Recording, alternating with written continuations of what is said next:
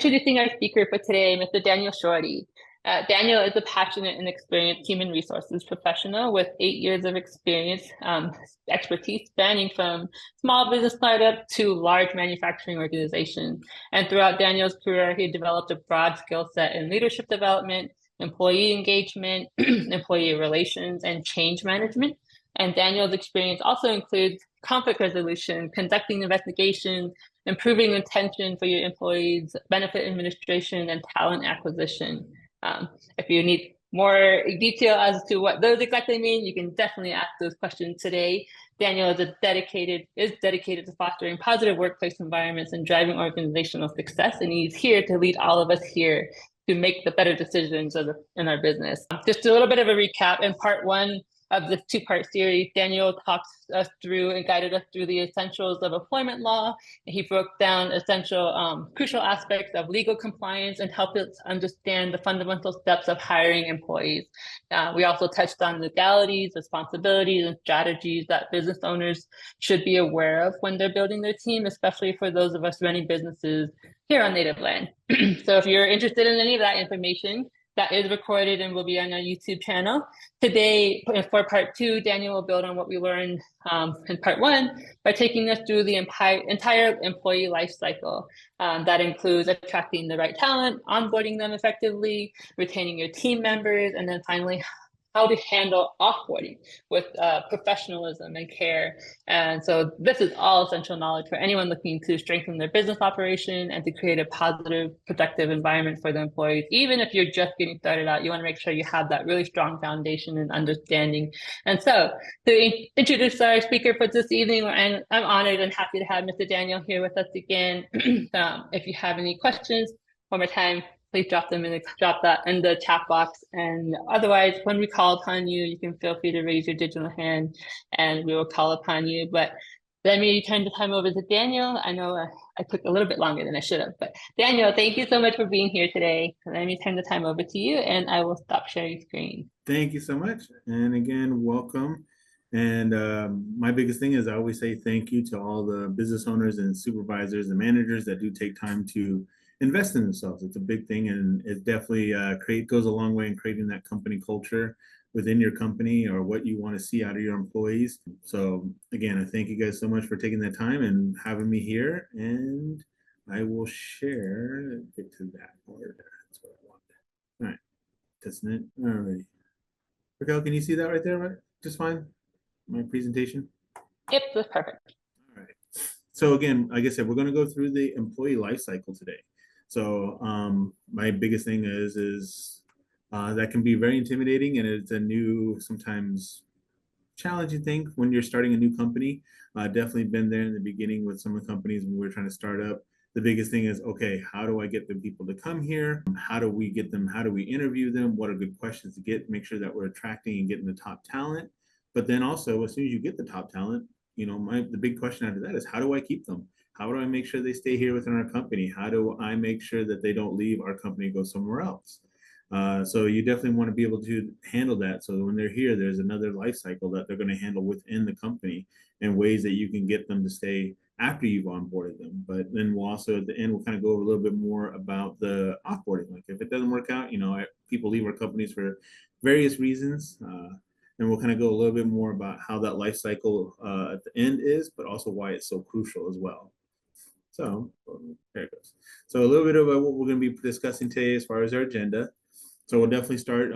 Everyone always seems the idea that interviewing is where you start. The employee life cycle definitely starts at the recruiting stage. So recruiting, you're going to go through the interviewing, onboarding. And after you've onboarded them, how do you promote their professional development within the company? And how do you retain them? How do you keep them there with you? And then at the end, offboarding. Offboarding can mean so many different things. And how do you handle that professionally where it actually helps your company in a way? Because a lot of people have that misconception of, oh, they're offboarding, they're leaving me, so that's it, they're done, it's over. But a lot of people don't realize that this is a very important step that you can utilize to actually strengthen your company. So first thing we're going to go over, introductions. Why is it important? Why do you want to navigate? Why do you want to make sure that you're handling the employee life cycle professionally and effectively. The employee lifecycle provides a map to the employees at the time of your company, from the time they look at your company, when they're thinking about applying to your company, and then when they leave your company. Because most times they'll start looking at things before they even start to apply. Is this where I want to be?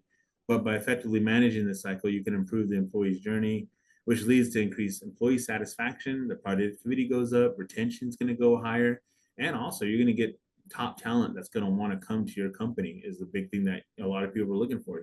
Hey, that old adage, you're going to get exactly what you paid for. So again, you got the employee life cycle, or sometimes I like to add a little humor into my presentation. So we got the right there, the circle of life, as they call it. So we're definitely going to be discussing how that all plays into, and I'll definitely stop. I'll ask questions. I'll ask for your input. So definitely keep yourself ready with the digital hands, because I may call for Q&As at the particular point in time. If you have it, I'll open it up at that particular point. And then at the end, I'll definitely save some time for some questions here at the end. So recruiting, how do you attract future talent to come to your company? So recruiting, big thing is attraction. You want them to look at your company. You want them to be able to come to your company. So what does the recruiting do? This is cycle begins, and it is a very crucial step that is important. In this cycle, your talent's going to be able to, they're going to start looking at your company and what opportunities you offer. I'm pretty sure one point in time, we all had a job where we looked at it. We went on Indeed, we went to Glassdoor, we talked to a friend. Hey, did you know anything about this company? So before they even started to apply, okay, let me ask around. Let me see if this company is going to be a good fit for me. And then also, if you have people that your employees that are there right now, they might know them. Hey, what does your employee do? Or, they're going to go looking on your website. What do you provide? What do you offer? What is your company identity? What is your culture like? Is it going to be a fit for me?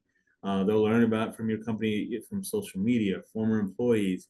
Your company's reputation is going to be the big things that attract.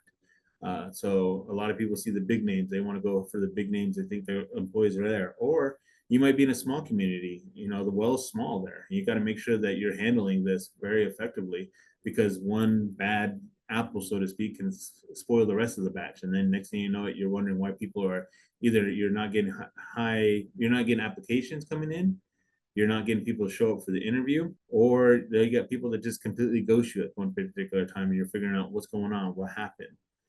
So how do you set your signs in this part? The big thing is you definitely want to start building your brand awareness of your company. So you're going to start, big thing that we tend to do sometimes at some startups is we use the online platform. We did a lot of in-person. So we definitely try to do our best to create that brand awareness, our name out there, because you definitely don't want to get that company of like, what the heck do they do? Who is this? You want to make sure that you're out there, that they know what your products are, what your brand is, they know what your company culture, your identity is. So you're looking to establish that online presence with social media that helps you connect with the public and future talent. It lets them, they're going to look on your social media page and they're going to see, hey, this is what this company's doing. This is what they're promoting. This is how they're, in some areas, this is how they're supporting the local community. And that's kind of the third point is there, when you get involved, getting involved with local community events by supporting events, organizations, that definitely helps as far as you're building your brand awareness in a sense of like, hey, this is what we're doing.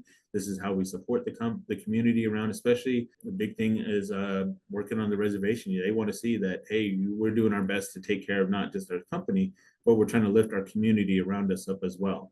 That definitely goes a long way building your brand awareness and brand of who you are, and also letting your future talent like, hey, this is what this company stands for. But then definitely next step you want to do is definitely promote and look into how are you going to create an employee referral program is another thing. So your employees that are currently working for you right now are a good source and a good well, because they've been with your company, they understand who you are, they understand your company culture, and they're going to spread that word to other future talent, other future employees, and they're going to get the word out there for you. Or on the hindsight, if it didn't go so well, they're going to be that negative voice as well. Of course, that's, you can never get rid of the negativity, and you're going to have that come around, and you're going to have those employees that no matter what you do, you can say the sun is shining, they're going to find a way. The sun is not shining, they're going to find a way to complain about it. But if you actually do your best in building your brand awareness, that could help override some of those negativities and some of those naysayers that might come along. So definitely want to make sure you're promoting your company culture by using what they call external marketing tactics. So what do these kind of tactics look like a little bit? So ways to kind of market your company's culture. Believe it or not, your company culture is going to be your number one seller to your companies outside. It's going to be the number one selling to future talent, future employees. They want to work for a company that treats them good. And we've all had that. We've all been like, hey, I want to make sure I'm with a company that treats me well, that listens to their employees, that make them feel like they're heard, that make them feel like they're valued. And they're going to go to those companies. And if they see a lot of that or a lot of good positivity coming from your company, like, okay, this is what it is. I mean, a good starter point is you can make an online video praising highlighting some of your employees there. So, hey, you can give them opportunity to meet their potential team. So you can make a little short video like, hey, in this department or this area, this employee's done an awesome job. You can post that on your social media or online platform. What is that going to do? That's going to showcase to future employees like, hey, this is someone I probably could work with. Or look at that, they're actually recognizing their employees. They're actually recognizing people, and I want to feel like I'm recognized. I want to feel like I'm valued. And this is a company that's doing that. But if they see you constantly, like every month, you're highlighting another department, you're highlighting another employee, what they're doing, and you yourself as the owner or manager are saying, hey, this is what they are doing. Not only is that going to create the positivity outside in the company culture, but within your own company, your employees are going to see, hey, my boss or my owner sees me, the value in me, and it's going to make them work harder. Like, hey, I want a video made of me. I want to showcase what I can do. I want to be able to do that. Next thing you know what, they're working harder to be able to be that voice for your company. Or, you know what, they got done with the video. And then they, you know what, they have their friends and families at home. They're going to go home and they're going to brag. Hey, y'all should go home and see this video my company made of me. They're going to want. And then guess what? That employee's family, like we all have those relatives that are happy. You're going to have that one grandma, that one aunt. Hey, look at my son, look at my daughter, look at what they're doing. And they're going to show that. It's going to spread. And then one thing we do know, and sometimes in a small community, is good news spreads pretty quick too. As much as we want to highlight the bad, good can spread just as quickly. And next thing you know, what, you got a good influx of maybe future talent that wants to come. Like, hey, they're going to take care of us. Show your commitment to developing. Show training sessions that you're holding, team building sessions. You know, build a little video at home, or show them, hey, this is what we're doing right now. Or go, I mean, on one company I was with, we went live when we were doing team building sessions. Like, hey, this is what we're currently doing. This is how we're committed to building a team environment here within the community, within our team. So it lets you know, that lets future candidates know that, hey, we stand by this. Every month we have something going on that we're going to make sure that you feel part of the team here. And that's something we definitely want to make sure that we're promoting. And then create a little video of your company. Hey, this is a great time to just showcase and highlight maybe some benefits, some cultures. Let some of the employees talk in the video of like what they think, what they love about the company, what they enjoy about your company. Let them be your voice, because as much as we like to say we're the owners and we the supervisors, we give the voice. Some people kind of take that with a grain of salt, as opposed to, hey, this is what the employee really thinks. This is what they really think of our company, and they become your voices at that point. And again, it lets them know, hey, this is another person. Hey, I saw your video of a new employee coming on board. Hey, I saw your video. It was awesome. Or, hey, I saw you and I thought you gave a great thing, so I wanted to join because of what you said about this company. And it gives them a sense of little pride there. And of course, the next thing, one of the last things is how you look at it, is you want to take a look at your job descriptions, honestly. Have them be more aligned and help them showcase your company's culture and align with your vision, your mission statement. And as they always say, you try to have realistic job descriptions. Sometimes a good source of that is going to your employees that are currently working in the job that you have right now. Have them say, hey, on your work day, what do you think you mostly do in this day?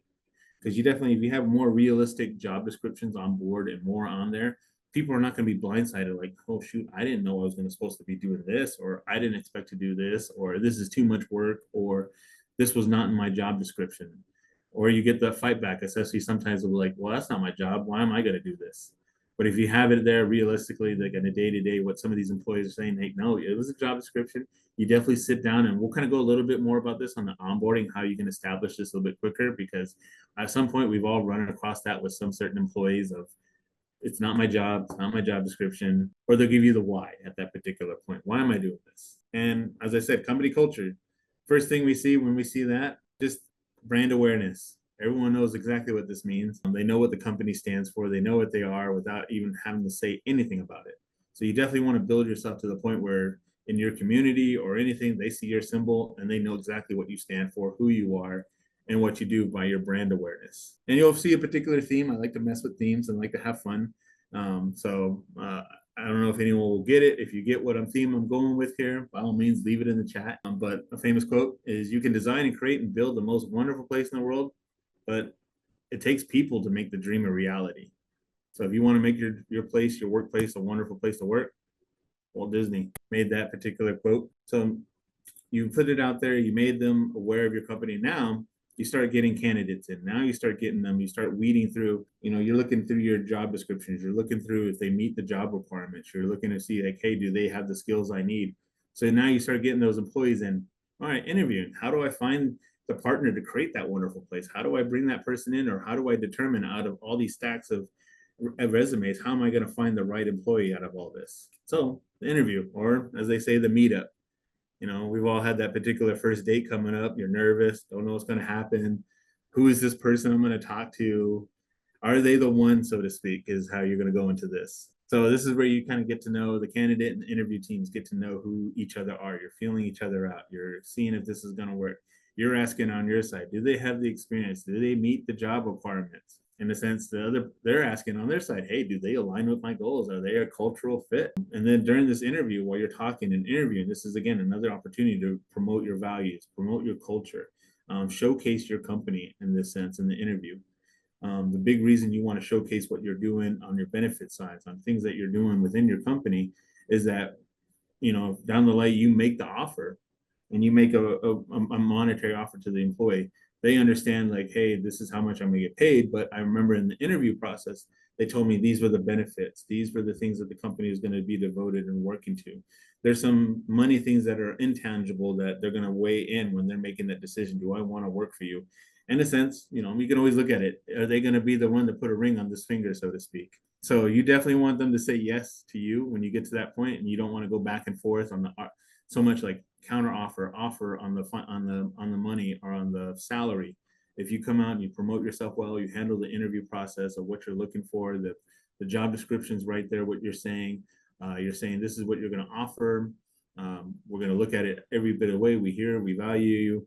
You're going to feel a little bit more or less feel back on that. And I can definitely speak because I'm the company where I'm currently working in Salt River Materials, where I'm working right now, is that we do this in our interview process of showcasing our benefits. So when we do make an offer to an employee, they see the monetary money per hour offer, but then they also know, hey, these were the benefits that they offer. This is what this company does. This is how they do. And from so far from my time, I've had little to no pushback as far as like, hey, I feel good with this salary expectation. I'm going to go ahead and take it. You guys are awesome. So finding your diamond in the rough, a big thing on interviewing. I always say you make sure you avoid your biases. So first impression. Sometimes the first impression, we don't exactly know what people are going through in the day-to-day life. We don't know what their life is looking like. So definitely kind of ignore that first impression. I've heard some things as far as first impression, like, well, their shoes were a bit scuffy, or they looked a bit unclean, or, they still wore a dress-up shirt, but it wasn't the right dress-up shirt. And they didn't look like it. They didn't look like they could be a person here. Well, turns out that person that they were thinking about not looking was going through a rough time. And that was the best at the time they could afford, but they came with their best. It may not look like it to us, but they came in their best, so to speak. Any kind of negative biases. If you see like, hey, well, this guy was said one bad thing in the interview, and you stick on that one bad thing. He could have said 90 good things in the interview, but just that one thing, and you're stuck, and you're saying, you know what, I don't want to go with this guy. I don't want to go with this person just because of that one bad thing, and you're hung on that one bad bias. Nonverbals. Sometimes you get the person that's the whole interview, their arms are just crossed. And then in your mind, it gets in like, well, their walls up. They don't want to be here. They're not engaged in this. They don't.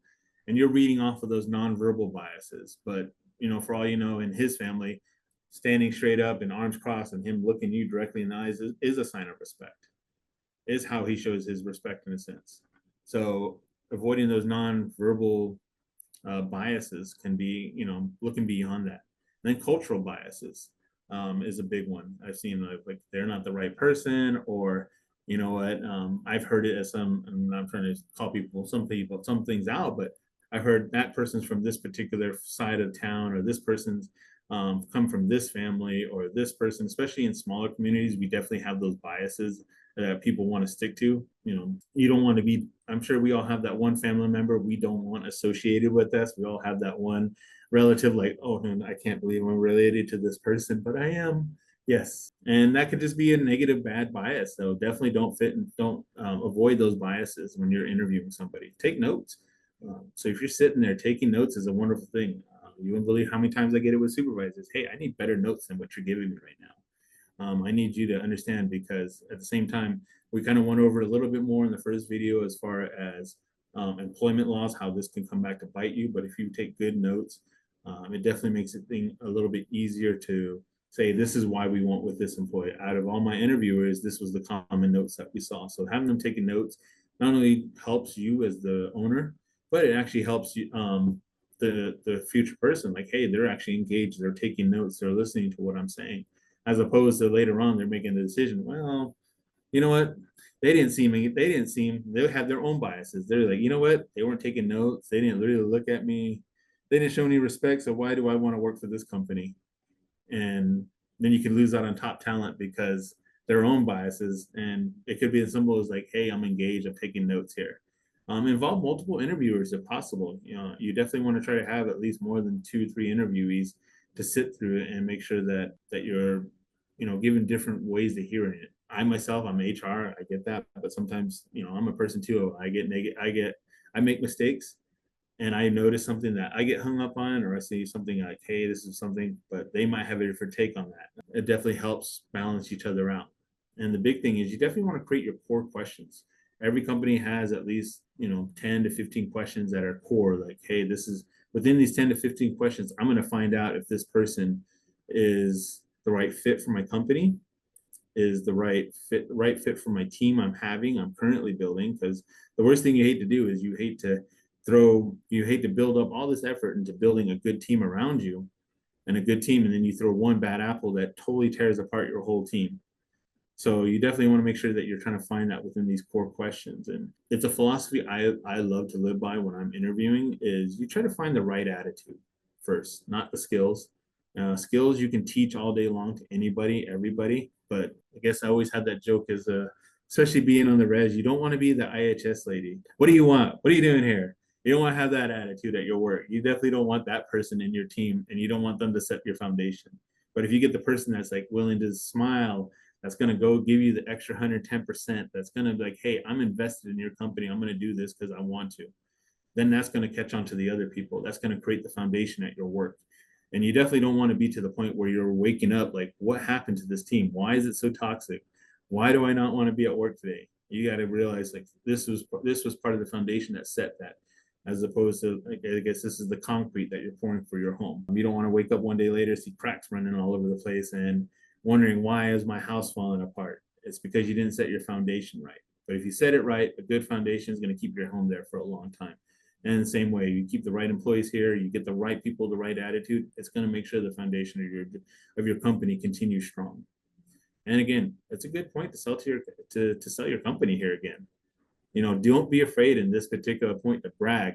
It's their point too. Like, they're trying to figure out if they want you, and you're trying to sell it like, hey, you want to come here and work for us. So you definitely, I'll put this back just because it's a good analogy, is on the date. You don't want to be on that one date where the person's not saying nothing, that's not talking to you, that's not saying anything, doesn't tell you who they are. And then you're going to say, you know what? This was actually a wonderful meeting. Let's go ahead and get married right away. You definitely don't want to jump into something like that. So just kind of look at it at this point as the date phase, so to speak, with the interviewing. Again, find your diamond in the rough. And here's some good interview questions. These are some good starting points to finding out your cultural fit within your company. So one of them is, what do you know about our company?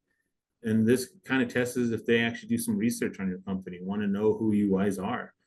This is an excellent way to test them out and see if they're actually looking into who you are as a company and what they might actually know, or maybe they got some bad information like, whoa, that's not who we are. Let me clarify this for you. And then another one is, how do you prefer to communicate with your coworkers? Do they like just emails? Do they like phone calls, in person? It kind of lets you know, like, if they're introvert, they're extroverts, if they like talking to people, they're a bit shy.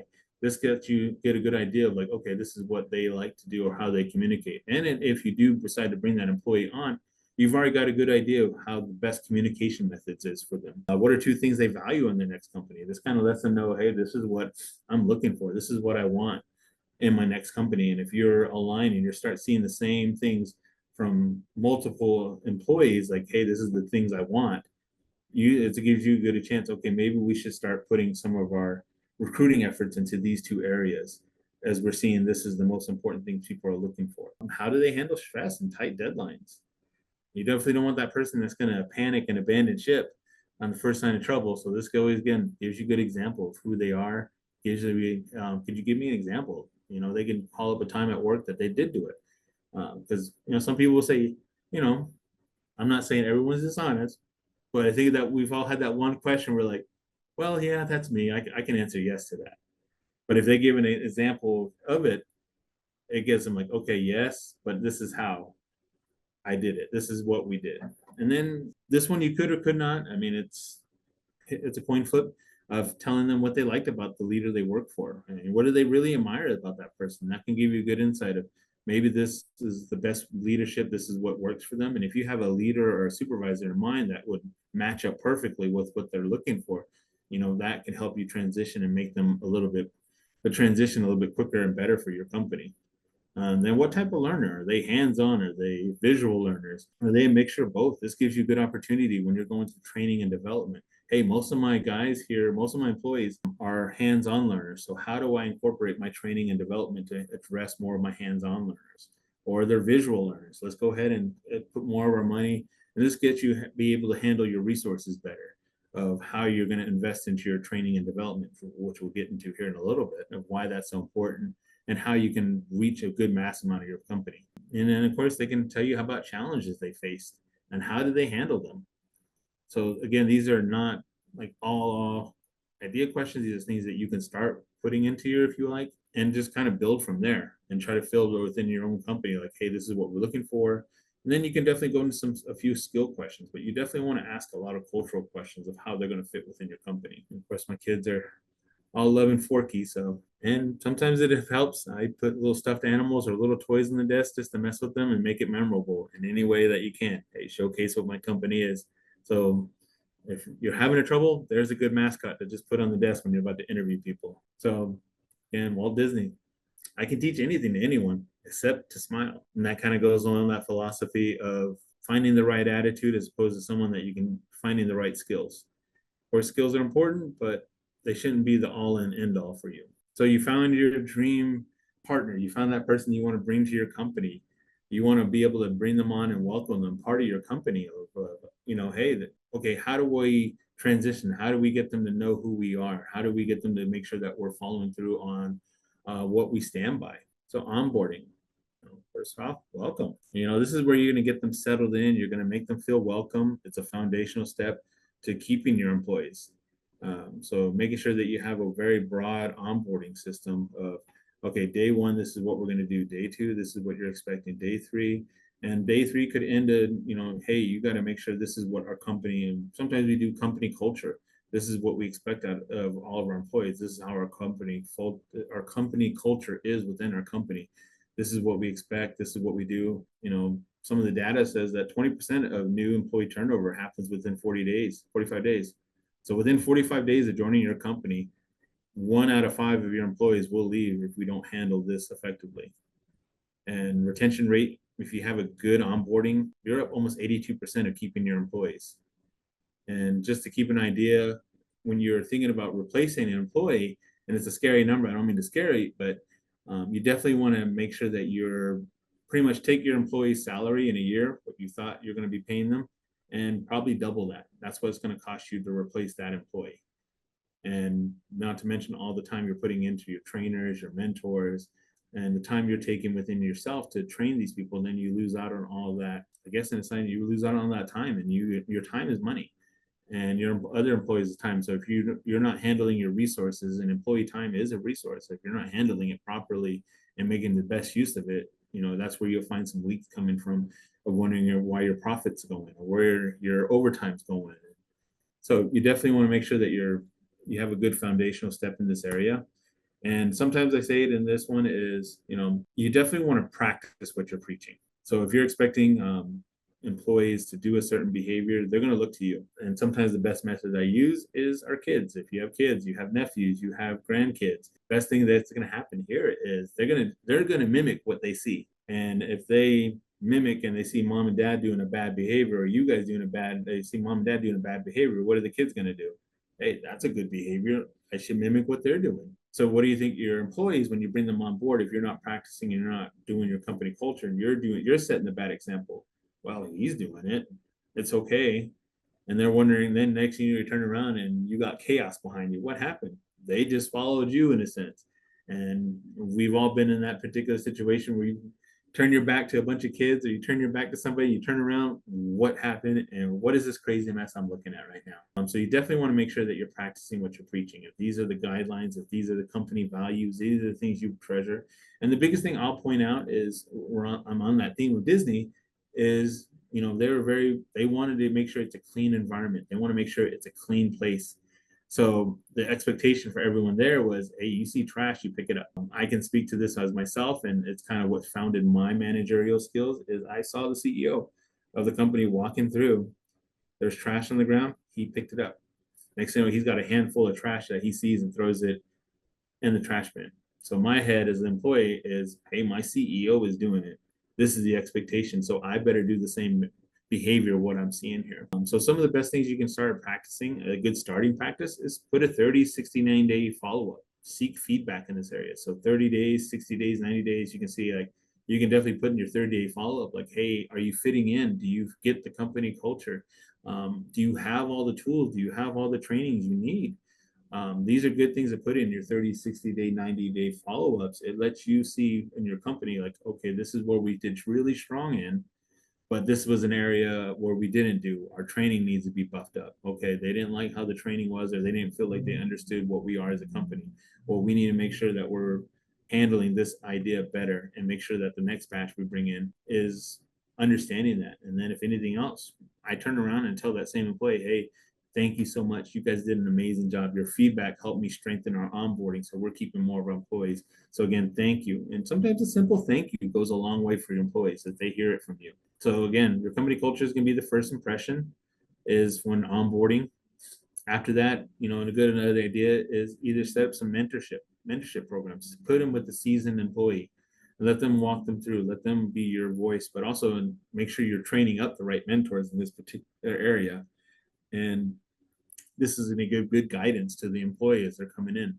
Have structure and readiness. You definitely don't want to be that company when the first day they're showing up and you're like, well, wait up, or you're trying to find paperwork, you're trying to find this, or you don't have any set schedule when you're onboarding, because that sends a bad message to the employee. Like, we've all been in, I'm pretty sure we've been in one situation where they're like, we don't know what to do. We don't know what to do with you. Just sit here. We'll come back for you.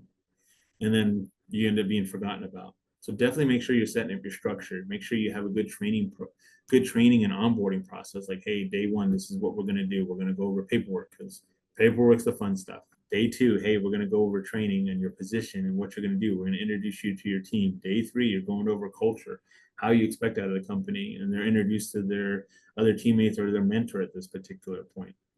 And of course, the most important thing is make sure you're getting manager buy-in. We can't be there everywhere and everywhere all at once. We need to make sure that we're setting up the right managers and training them, like, hey, this is what our expectations of onboarding is. And this is what I expect out of you guys, to make sure you are onboarding the employees properly. And, sometimes we want to look at that particular point of, okay, we're getting bad turnover in this area. One department, we're getting a bad turnover in. The hard conversation at that point is you're going to have to look at the manager in that area and say, okay, why am I having such a huge turnover in your department? What's going on? And to give effective communication and training to that supervisor, like, okay, we need to retrain you to make sure that we're given the opportunity. And if they're not buying in at that second training, at that point, my thing is, it's no longer a training issue, it's a behavior issue. Like, this person doesn't want to change. So I think I got the wrong manager there, and I need to either bring down this person and promote someone else. And definitely have that. You definitely want to make sure you have the documentation, because no one's going to like the idea of being demoted. They're going to fight you on it. But if you're like, hey, this is it, we gave you a training, we gave you an opportunity, and it still didn't improve. So this is why we're going with it. So you don't want to be that manager or that owner at the end seeing your good employee leave, and you said, don't leave me. is how you want to tell that employee. So again, as a manager and owner, how can I help in this area? Again, practice what you preach. Train your department manager to get buy-in so they know what's important. They know what you're looking for, and then bring in one of yeah, bring one of the employees. I guess, oh goodness, I mistyped this one. One of the employees that feel like they add success. They, big one that people want to do is they want to make sure that their job adds success. They want to make sure that their job means something, and how the success of your company. So how does my job here lead to the success? Good example at this point, it could be a janitor. Everyone looks down at that particular position, but you know what? If your building's not clean, it's disgusting. It creates a bad culture. You're not attracting clients to come to your office if your office is dirty, messy, and everything else. So guess what? Janitor, you made sure that the purpose of your job is make sure that we have a clean environment. We present ourselves well to future clients and attracting clients to come to our company. So the big thing here in their area is people want purpose. They want to feel like they have a purpose at your company. They want to make sure that they are contributing. And then next one is have a team building activity. Make them part, make them understand it. Pair them with a seasoned mentor. Make meetings. What I mean by make meetings a safe place is we've all been in those meetings where you have one or two employees. Minute an idea goes out, you're going to get, what's the first thing a lot of people say after that? No. Well, we can't do that. No, no, no, do that. The worst thing I think I've heard, and the worst manager I think I've ever heard, and we've all heard this expression, stay in your lane. Stay in your lane. Don't go outside. Just stay where I hired you to do and stay what I taught you to do. Or that's just committing company death at that point. You're not going to get any fresh ideas. They're not going to be safe. Next thing you know, when you're looking for ideas or where you're looking ways to improve your company and you're telling your employees, hey, I want feedback. What do you think at that point that employee is like? I'm not giving you my feedback. I don't feel safe to share my ideas. I don't feel right to share my ideas. So I'm going to keep my ideas. And guess what? Here comes someone else coming into your particular company and saying, you know what? I want to hear your ideas. I want to hear what you're saying. And guess what?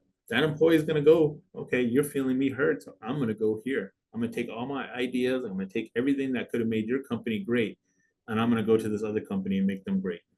The next thing you know, you're hurting, you're suffering, or you're wondering, hey, what's going on? Why did that employee leave? Why did I lose such a good employee? They want to feel heard. We've all left one particular company or another. I certainly have, when you felt like you were not heard or you felt like the company didn't care about you. And your big thing is, why the heck am I giving you my time? And then again, you want to offer a training schedule, establish performance metrics. Hey, this is what after training, you want to let them know, hey, this is what we're looking for as what we need out of you. These are some of your goals that we're going to set with you. And then prepare them for their roles. Prepare them. That gives them direction.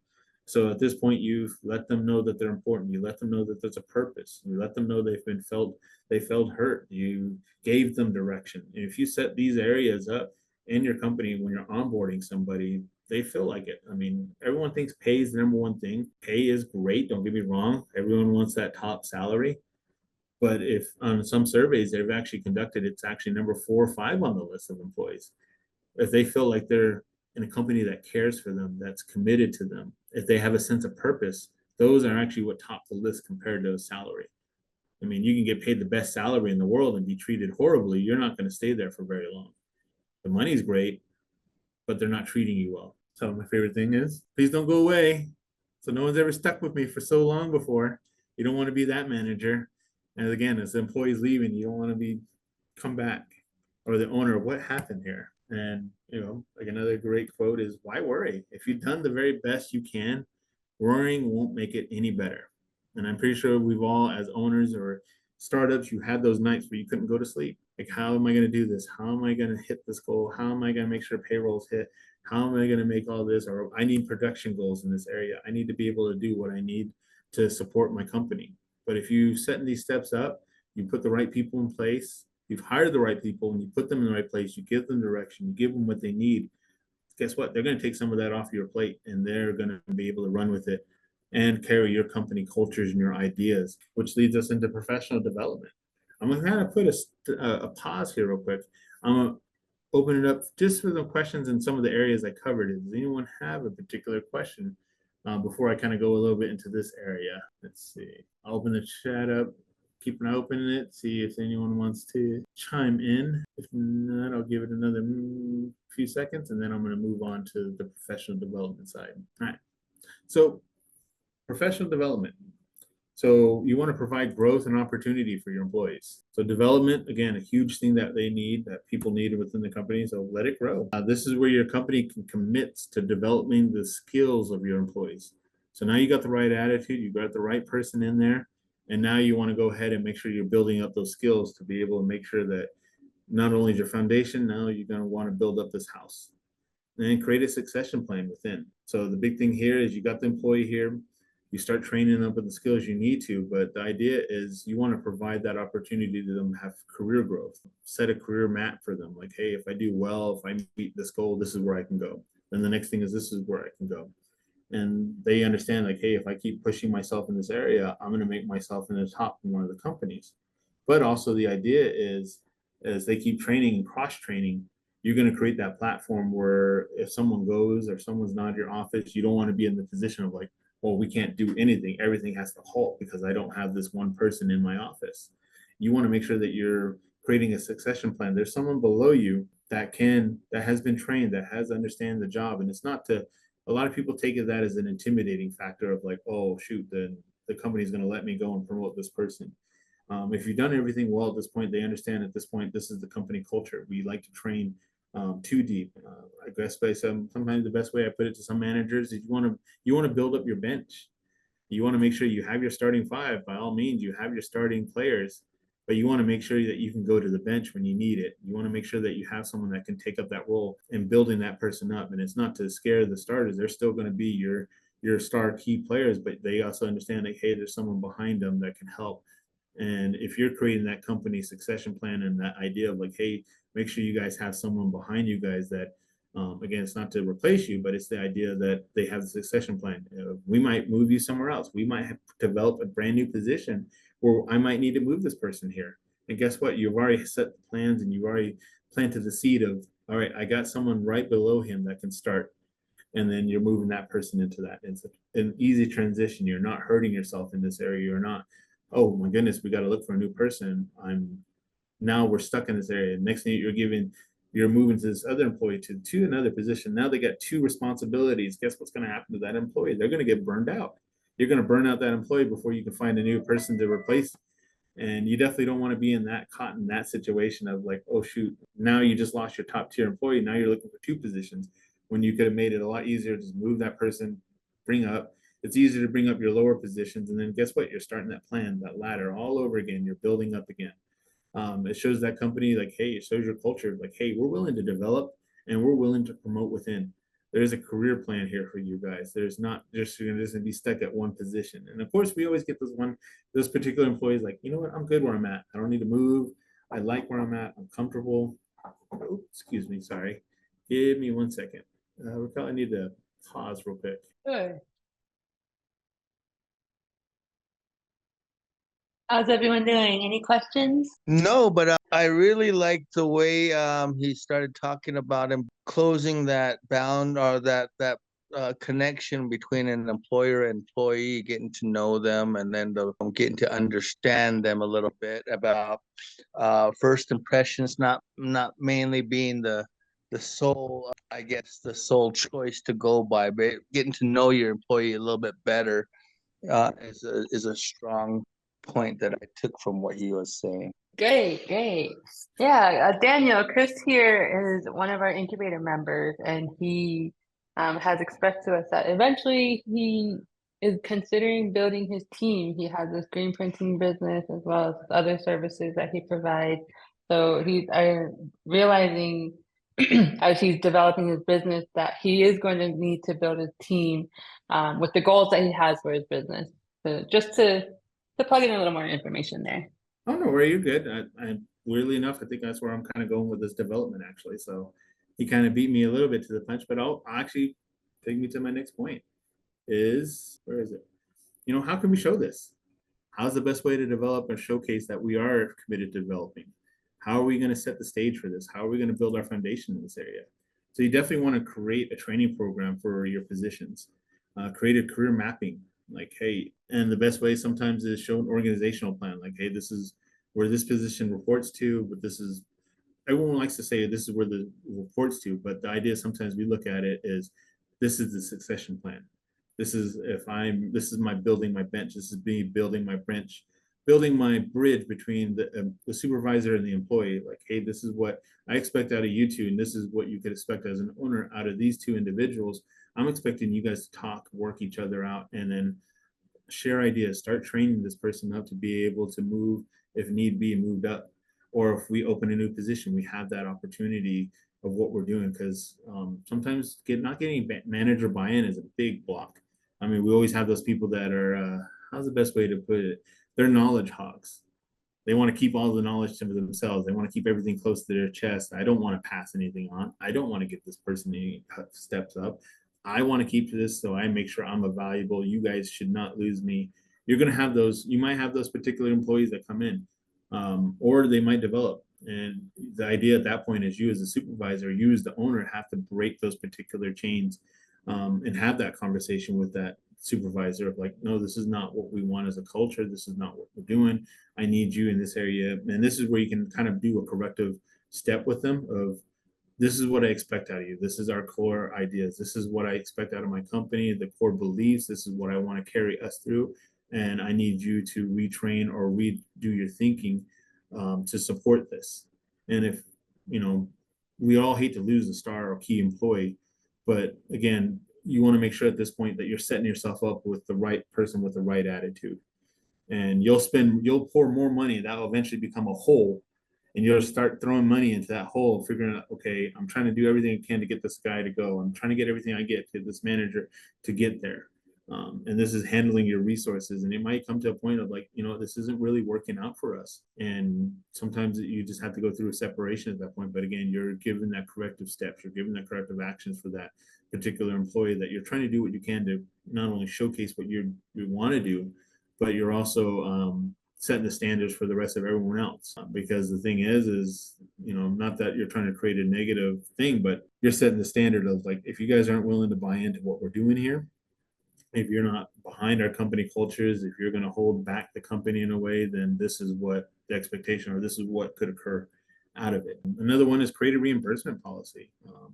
The big one is tuition reimbursements is big right now. A lot of companies are going to the reimbursement of tuition. You as a small company, that might be a bit harder for you to do, but there are ways that you can probably do, like, hey, I may not be able to tuition reimbursement, but I might be able to do a training reimbursement, or, you know, something on the side that they can do that's a little bit more cost effective for them, but they're still developing, but also cost effective for you as the employer. And then offer internal, external training opportunities. So internally, you want to try to give some training opportunities, reach out. You want to make sure that you're constantly, in a sense, promoting opportunities for them to grow. External training, you're bringing someone out. You're bringing someone out to kind of showcase, to bring them all together. I know it's kind of sometimes hard, but you can make that scheduling as far as like, hey, this is what we're going to set aside for this particular day for training opportunities for our company. And then train your managers on goal setting, and monitoring is a big one. Because sometimes the biggest one, sometimes I run across, is a goal setting some manager will put is, well, the goal we're going to set is that they're here every day. Or the goal set is that they're going to do their job every day. Well, that's not so much a goal, that's a requirement. That's something we require from you. You know, a good goal at this point is, hey, you know what, they want to be trained on this. But not only do we want them to see them trained, but we want them to be able to, you know, in this area, this to go up, or if we're going to promote you to sales. So we expect not like doubling sales goals, but hey, you're going to contribute to at least an increase, at least 1 or 2% of our goals. Make it realistically that they can hit these goals. And then, so that way the managers and your leaders understand, hey, this is a realistic goal I'm expecting, not just, you know, a bland goal. And also gives you an idea, like later on, if you have the extra funds and you hit a nice goal or hit a nice thing in your company, you want to be able to give those merits and increases to your employees. And then you can have those goal settings, those monitoring, you can have those in place, like, hey, this employee throughout the whole year, we measure 4 times a year, this employee has knocked it out of the park for 4 years. So you know what, I'm going to give them an increase. Or you have another employee on the flip side, they haven't met their goals all year. You know what, I don't see a need to give you an increase. And if they feel the need of like, why did you not give me an increase? Because the employees talk, they're going to talk to each other about salaries. Hey, I got an increase. I got a 10% increase. That employee's like, why didn't I get it? By all means, then at that point, hey, you didn't meet any of your goals. So let's go ahead and we're going to go ahead and work on it. And the biggest thing I can say of how to handle those situations, you want to take out the I language and you want to use we. So like the best way, or you language, is how like you failed your goals. You didn't do this. You didn't do that. Weird thing is me just doing this, point my finger at you. A lot of employees and a lot of people, like if someone were to put their finger right in your face or right in your near your chest, your natural reaction is, okay, I'm gonna fight. This is how your hands go up. You're gonna get that same reaction as employees, and sometimes even your body language and handling. I kind of brushed this on side one, but your body language and how to correctively handle, how to have corrective talks with your, not only your supervisor but employees. Of you come open handed and say, hey, we need to work on this. We're going to go ahead and work on these goals. We're going to work on this together. If you put your hands out, and your hands are, not in that combative, you're going to get a lot more feedback, or they're going to be a lot more open to the idea, like, okay, you know what, fine. Or they may not. And if anything else, and then again, it comes back to the attitude issue at that point. You want to make sure you get into the people that can take the corrective feedback. So one thing they had developed is they call in Disney, they have the Disney University. It's almost a week long. By the end of it, anyone that comes out of it knows the company culture, what the expectation are, what their job is, how they can develop. But they offer more classes like, hey, this is, if you want to become a manager, this is what track classes you need to take. If you want to become a supervisor, this is what you need to do. If you want to work in this area, this is the training program that you need to take. And they already have those in set. So people already have the career mapping in place. They say, okay, I want to work my way to this position. How do I get there? And if you have something in place and a good training program in place, they know where to start, and then they're setting their goals. Then they're actually coming to you and setting their own goals. Hey, I want to meet this goal next month. This is what I want to do. If I want to get to the supervisor leader position, I need to meet this first requirement. So I'm going to start working on that. And how does this really affect retention? How does this affect keeping the employees with you, keeping those good employees? So the big thing here is companies with strong learning cultures, they've seen they have a 30 to 50% higher engagement rate and their retention rate than other companies that don't have this strong learning culture or strong desire to continue into development. And according to a survey for a search group, 86% of professionals, they would change their job if a new company offered them more opportunities for development. And that's that person coming in like, hey, I'm willing to listen to you. This is what we're doing. Next thing you're losing your top talent. Again, establishes and keeps a strong company culture. Again, that's going to build into your recruitment. That's going to build into your interviewing, and that builds into your retention as well. And then also allows employees to learn and try new things. Maybe they want to cross train. Hey, I'm in this position, but I want to learn this position as well. And you give that opportunity to them for learn and to develop in those areas. Then they're cross-trained in certain areas. It gets other people that willing, like, hey, I'm willing to jump here. I'm willing to learn this position. And you got a good pushing. Everyone's kind of pushing each other in those areas. And just to give you an idea of the next generation of kids or workforce generation that's coming up next, 18 to 34-year-old, their biggest things that they're looking for is upward career mobility. Can I move up in this company? Can I improve? Can I get to a higher position? And on top of that, opportunities to learn new skills. Do they provide a development for me to learn new things? Are they committed to that? That's what they're really considering in their next new jobs. Those are some of the big key factors. And again, that's how you're going to attract some of the best talent to come to your workplace. So all our dreams can come true if we have the courage to pursue them. So definitely you want to create that company culture of, you know what, I'm supportive of you, and you want to make sure that you're giving your employees that support of, you support them in their dreams, you support them of moving up, you support them. Again, if they feel that way, they're going to stay with your company. Guess what? After that, they're going to talk to other people. Hey, I work at this great company. Next thing you know, you're not trying to hunt down talent. Next thing you know, talent's coming to you. Talent's coming to your doorstep at that point. And next thing you know, you're trying to figure out, I got 10 great employees. How am I going to figure out of these ones? As opposed to, oh my goodness, we've had this position open for 3 months. There's no one applying. We're not getting good candidates. And eventually, sometimes the bad mistake a lot of us fall into is, well, let's just get a warm body in here.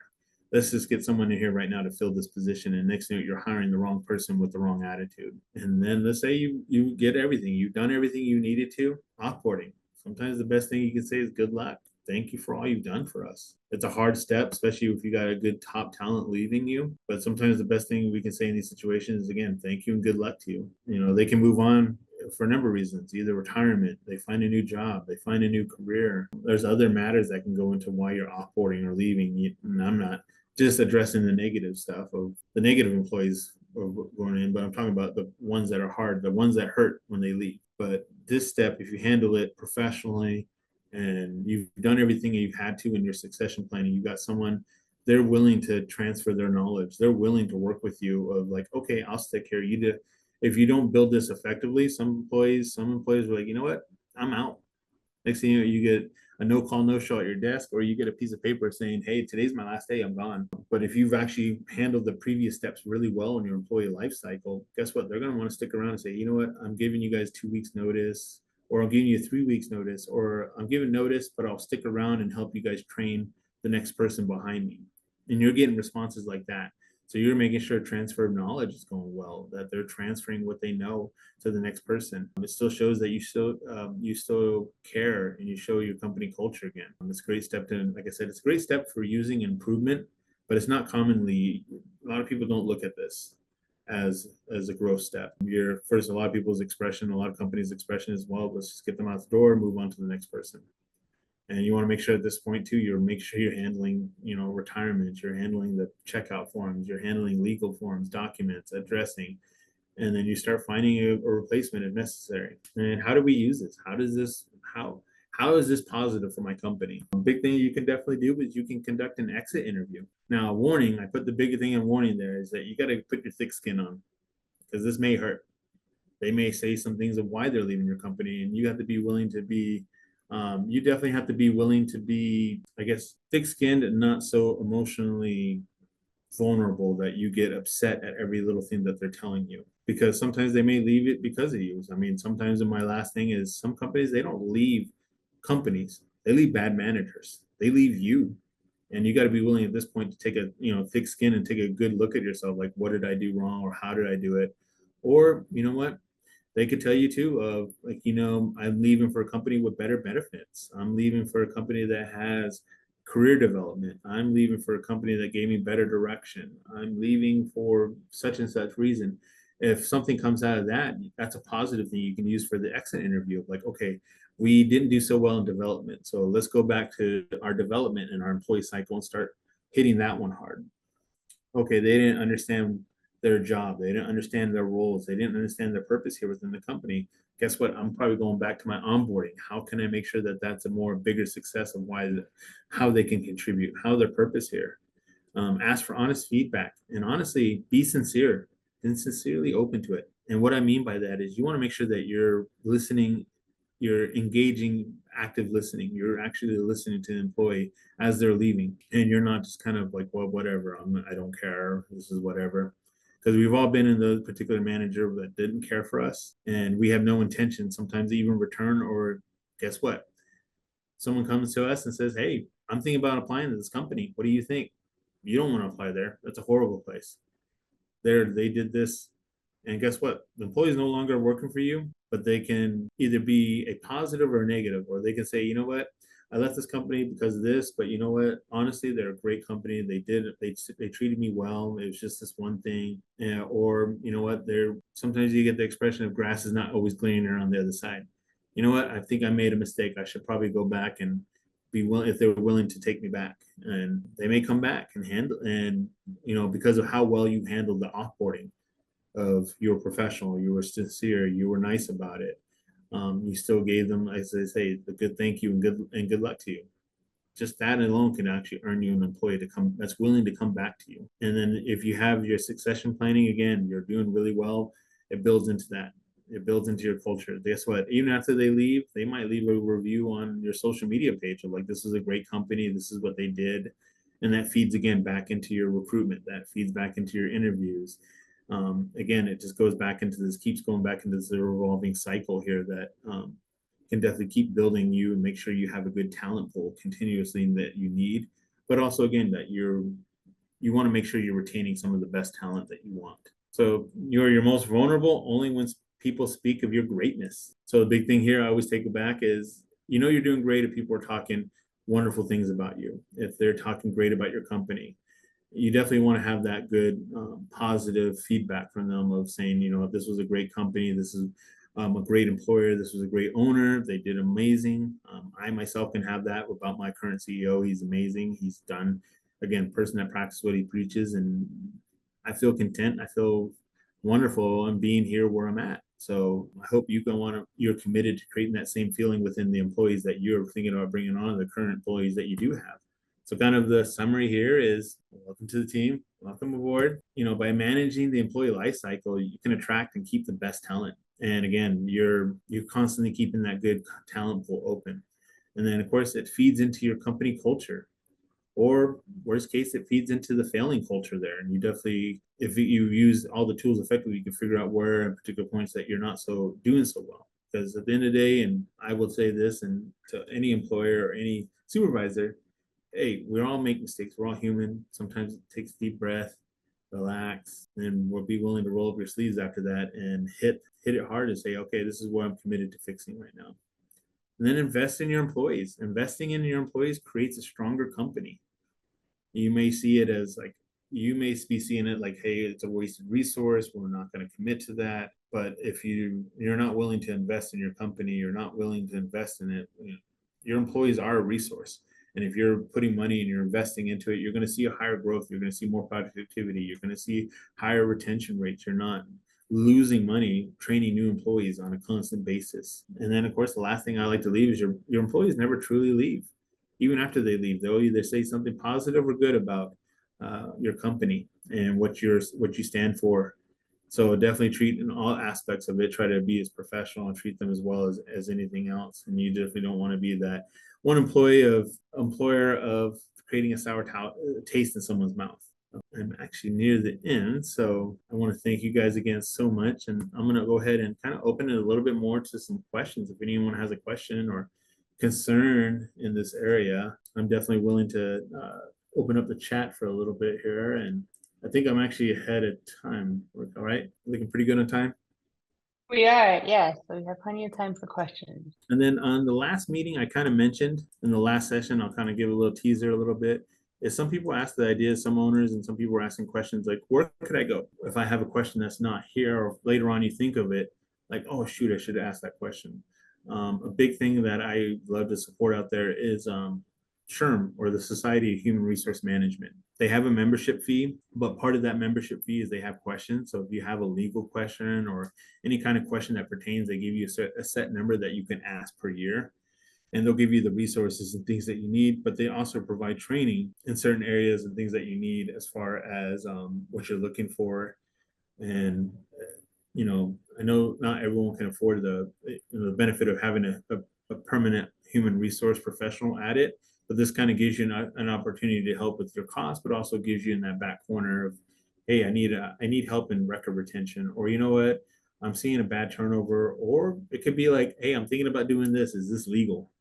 And they definitely will be there to kind of help and guide. And I definitely left my contact information here. So if you guys do have some questions or something does pop up, nothing right now is popping up as far as questions. And the biggest thing I kind of will lead at the end is, I know kind of I briefly mentioned it. I know benefits are a huge thing. I know people have questions about benefits and, you know, how can I afford benefits, or how can I get a good thing? I do have a question. What legal regulatory should small business owners keep in mind when terminating or laying off employees, especially in indigenous communities? So the big thing with that one, we kind of went over it in the last session a little bit, is if you're thinking about terminating or laying off an employee, you know, being on the reservation, there is preference laws, there is laws of it. I know a lot of people then tend to go with at will policies of like, hey, we're at will, we can terminate.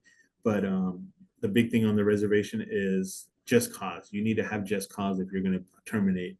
And that comes down to documentation. So making sure you're documenting everything of how I kind of discussed today. Hey, you came to this person, you gave a corrective action, you gave the employees, you gave them a good corrective measure of what you needed, but then you document it. Hey, we talked about this issue. I provided them with a training opportunity. This is the training I sent them to. They get proof that they went to this training. Then the behavior continues again after that. Then you're like, okay, at this point, it's no longer behavior. I had to write them up again. And say based on your company's policies like, hey, after the third one, we go through a termination. So that way, hey, I give them 2 opportunities for them. I try to retrain them. I try to do this, and it didn't work out. So if it ever comes to a legal thing, you want to make sure you have documentation. You don't want to be that person in court of, well, he said, she said, because the majority of the time, well, I could say with probably a good 99% of the time, the judge is going to side with the employee. If the employer or the owner's coming with, well, she said, he said, or she said, they're going to be like, well, that's nothing. So I'm going to side with the employee that you have to pay out this money. But if you come with documentation saying this is what we did, this is what we tried to do, this is what occurred on this day, this was the training, then it actually could save you in legal issues and legal fines and legal things that the judge may levy against you. So documentation is the biggest thing I've seen. That's the biggest help, but I've also seen it's where it's the biggest hurt for employers is they don't document things. Even having a verbal talk. Hey, it can come down as easy as, hey, on this date, I talked with this employee at this time, at this place, and we just had a verbal warning. So again, it's just something that is the biggest thing I will say out there is documentation will be the biggest thing that helps you. Another question, what non-monetary benefits can small business offer to enhance employee satisfaction and retention, particularly in industries with tighter budgets?